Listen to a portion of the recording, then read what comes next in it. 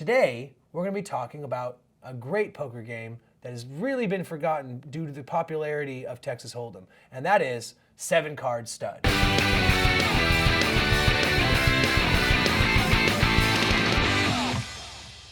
The game of poker originates in the 1830s on New Orleans-based riverboats. Con artists that you would ride up and down the river typically would convince unknowing tourists to wager large sums of money on a game that they poorly understood. The term poker may even in fact be referring to an old-fashioned term for money that tourists kept on them called the poke. These original forms of poker, which would be more traditional draw-based poker, saw a decline in popularity in the mid to late 1800s. Stud-based poker continued to rise in popularity, especially amongst members of the Navy, where they had large periods of time where they would be at sea and would have nothing better to do than to play games of chance. In fact, it wasn't until the 1980s that Texas Holdem overtook stud poker as America's favorite poker-based game. Amongst an older generation, stud poker continues to be rather popular. In fact, just to share a personal story of my own, my father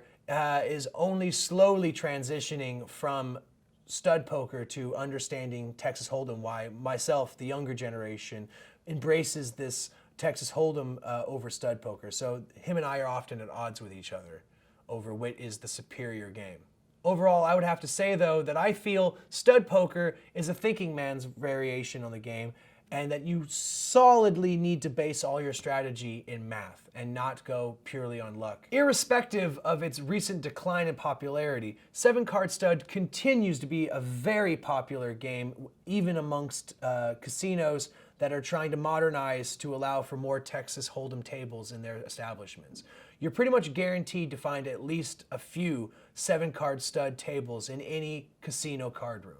There are a few variations to the game of 7-card stud. The one we've talked about throughout this video so far is 7-card high, but there are 7-card low ball variations, and there are even 7-card high and low variations where the pot is split into two piles, forming a high prize and a low prize, similar to what you find in Omaha High-Low.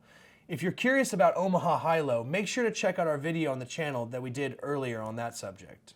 There's even a variation of 7-card stud known as Caribbean stud poker, where it's kind of similar to blackjack in you're dealt cards face down and you're playing against a dealer, and the goal is not to have the best hand at the table, but simply to have a better hand than the dealer. And there is even a version of stud poker, which is, as I said, is a low ball version known as Razz, where the goal is not to have the best hand possible, in fact, is to have the lowest hand possible, the worst hand.